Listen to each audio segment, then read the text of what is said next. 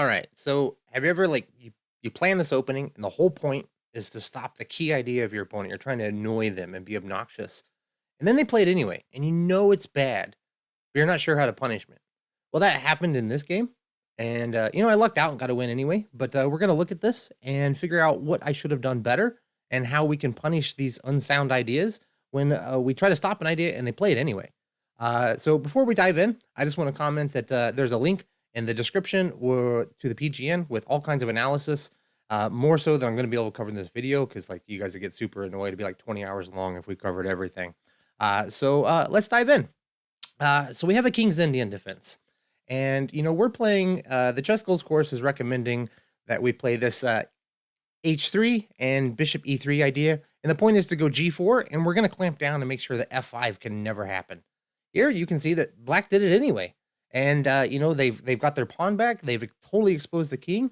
And I just have a ton of options here. And this is sort of the problem that I got into is I didn't really know exactly which way to take. And so I was relying on an older line or a different line that is pretty similar.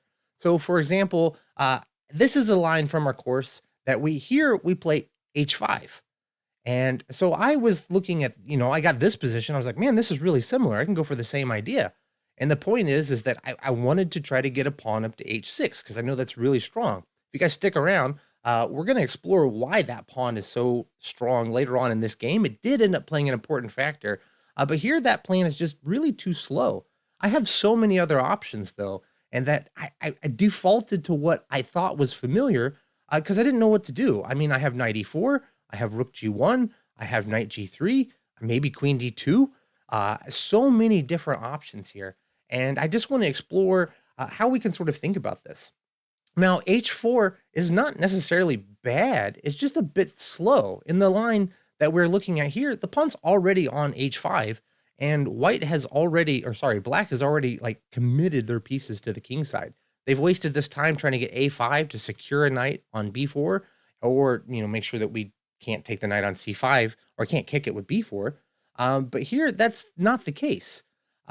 They've captured here, and this is just a little bit slow. So instead, just the more natural instead of this would be just to play rook g1. I mean, this is such an obvious move. It's something we definitely want to play anyway. And, we haven't committed anything else. And the best move, which is, and this position has been reached once before, was to just drop the rook back. Before we dive in a little bit further, let's take a little quick peek at how this opening came across. So we played just a normal looking King's Indian. And like I said, this H3 followed by this bishop to E3. I really enjoy this opening a lot because it does pose a lot of problems for Black because their typical plan of playing E4 and F5, F, E5 and F5, and, just crashing through on the king side totally doesn't work. There'll be a link to the description for this course if you're interested in checking that out. But it goes further. So E5, and we get this G4. And, knight to D7, just hammering through with their main idea. Our whole point is to stop this. They can play it anyway, but it's just bad. And so I got this far, and I knew that this had to be atrocious. So as I said, I played H4. Let's look at rook G1, just making natural moves. I said this position has been reached at least once before in master play, and rook F7 was what was played. And that is the best move. The point is that rook G1 threatened Bishop H6 with immediate pressure here. But now we can take advantage of the fact that this E4 square is really, really, really it's a really solid place for our knight. It can't be kicked easily. We're threatening all kinds of terrible things. So say knight to C5, which is kind of their point of coming back to D7, is they want to try to use these dark squares. And if they can, they would love to play E5 and open this bishop up. But we're not going to allow that. We just go knight to G5. And look at this square. This is an amazing square for the knight. Our bishop is probably eventually going to come to D3, or maybe the queen's going to come to C2, and we're connecting on this H6 square, or H7. H6 is got to be a terrible move to play. We're coming with tempo, hitting this rook here. Rook to F6 seems kind of forced, but now knight G3. We're just casually sort of bringing in our pieces. We don't really care if we're making like threats immediately. We're just bringing things to that side of the board. And it's really not that easy for Black to figure out what they're going to do here. So say queen f8, which seems like a natural move, defends the bishop, puts pressure here, means that like we maybe don't ever want to take, we don't want to take here anyway. We're never going to do that. But it just seems like a natural enough looking move. But we can see from the eval bar, which I'll turn on now, sorry about that, that this is really kind of already lost. So b4 is just a really nice move immediately from the gate. We're going to kick this knight out. We're going to get control of the e6 square. He seems like, oh, I just take it. No, because queen b1, and we attack the knight, and we threaten mate here, and you're going down a piece for nothing. Well, you're already lost, but this is probably best, but it's no bueno. So knight to d7, if they're trying to hold on to the piece, well, now we can just bring our bishop in, which is another nice reason we kick this, because we're threatening this piece. And say he tries to protect the pawn, well, just knight to e6, and things are just totally coming off the rails here.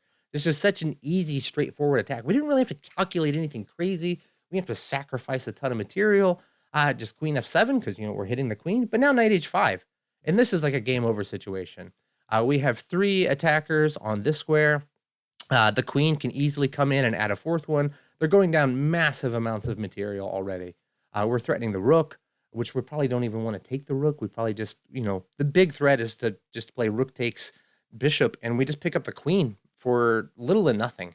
So this would be a much, much more natural way to play out the attack, and a much faster. We just simply moved our pieces in. So let's take a look at how the game actually went, because there is some interesting things that happen here. So he brings the queen out, and I was really fixated with this idea of trying to get this bishop or something to the e6 square. It didn't occur to me that like the bishop is probably much more well placed on d3. And I was like, aha, this comes with tempo. I'm gonna get a nice square for the king. And the rook drops back, and I play h5. And I'm definitely threatening to play this h6 now. And so king h8, and I get it. I'm perfectly happy. Now the bishop comes to h6, and I take advantage of this e4 square. And this is looking pretty great for me. I mean, I do have a really solid, nice position. And, I thought if I can get this dark square bishop off, then all of these dark squares around the king are going to be awful, especially because I have this pawn anchored in on h6. It's not going anywhere. So he brings the knight in, and now I make really a pretty stupid move. I captured. Why would I do this? This lets him bring out his knight, open up his bishop. I mean, he's cramped here, and he doesn't have anywhere to move his pieces. So much more natural is just bring in another piece. And, I want to maintain this knight here. This bishop is going nowhere. This is not a good piece, especially since it's blocking kind of a natural square for the knight. This would have been so much nicer. So say he takes, I take, he goes to c5. Well, now I can just grab it. And this bishop is perpetually going to be bad. I can threaten to win this pawn. This pawn's really weak. There's not really anything so great here. I mean, I can take this guy. I can bring the queen across to h5, put more pressure here. I have all kinds of ideas here. This would have been so much more natural to leave this sort of bad bishop on the board. It's really, really, really bad. I don't know why I would trade that off. Anyway, I did. And he takes, and I play knight to g3 now. And he brings in his knight to e4. And look at, like, white's pieces are starting to feel a little bit harmonious. I've captured, he takes, and, like, I'm down. I don't have that many pieces to attack with anymore. The position's quite simplified. And black doesn't have any really awkwardness to their pieces. I'm still better, mostly because this king is super exposed, and I'll be able to get my king out. So bishop takes, the rook comes across, and I play queen to g4. And I'm feeling pretty good about this, because I think I've got control of the g file, and I'm going to be able to play bishop to bishop to g5, make some annoyingness here. I'll bring this rook across, I'll castle. And I still felt like I was the one in the driver's seat. And I am, for now. Knight h6, and I played the queen across. I was really pretty pleased with this pin. Turns out this is not so great because I give up the g-file. And I miss a kind of a cute tactic here. I can just play this check, giving up this pawn. But when you have to take back with the king, well, here, I've just won a clean exchange. And this would be a super easy move to convert. The king moves out of the way. We grab. You take back here. And my king can hang out on e2. I'll bring the other rook across. This pawn is certainly going to fall at some point.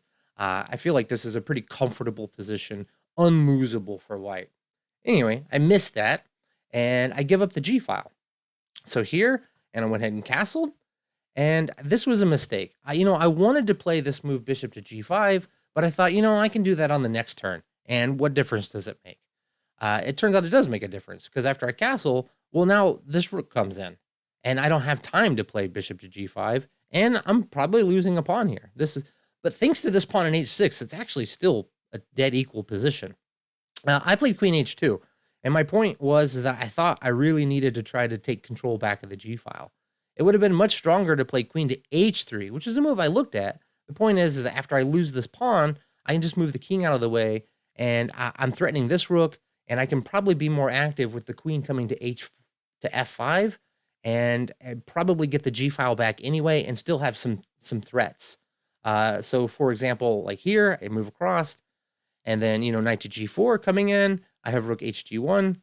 If he takes the bishop, well, this is a huge mistake, because I can just grab, and when you take back, well, this is just a mate. You can't stop me from coming to the g file, and this is like a game over type position. So h3 would have been much, much more active than what I played. Just trying to use the pieces that I have in a forward way. Going backwards is almost never the right idea. Anyway, carrying on, we went like this.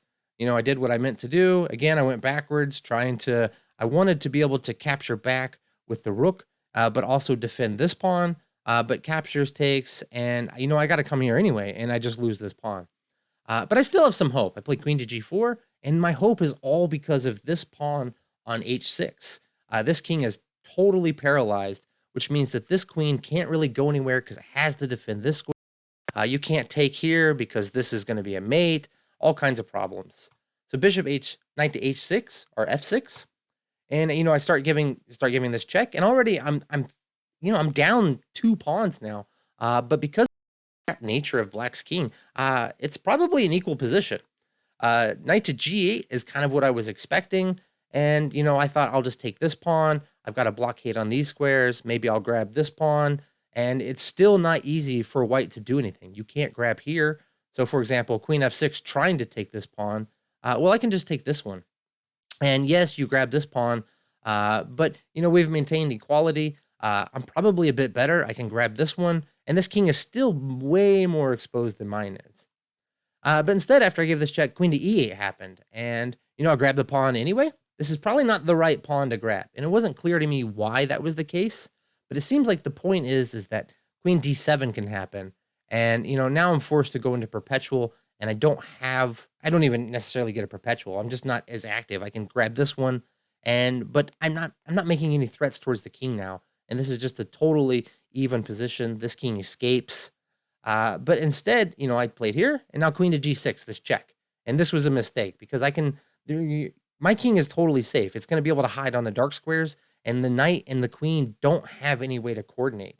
So knight to d5 happened, thinking that you're just going to trade the bishop, but now it's game over, because I have check, and you've got to block with the queen, and I take this, and knight takes, but this is just allows a mate in 2, because I just grab here, you've only got one move, block, and we take. So again, this pawn on h6, which is what I was going for from the beginning, is really powerful, but it was just a bit too slow, and it didn't have to work this well. And you see, with all the trades I made and how slow this was, I gave Black quite a bit of opportunity to get some counterplay, develop their pieces, and I really shouldn't have done that. Anyhow, I hope this was instructive for you guys. There's going to be a video link here if you're interested in learning more about the King's Gambit. Or sorry, not the King's Gambit. What am I talking about? The King's Indian Defense. Anyhow, thanks a lot, guys, and I'll talk to you later.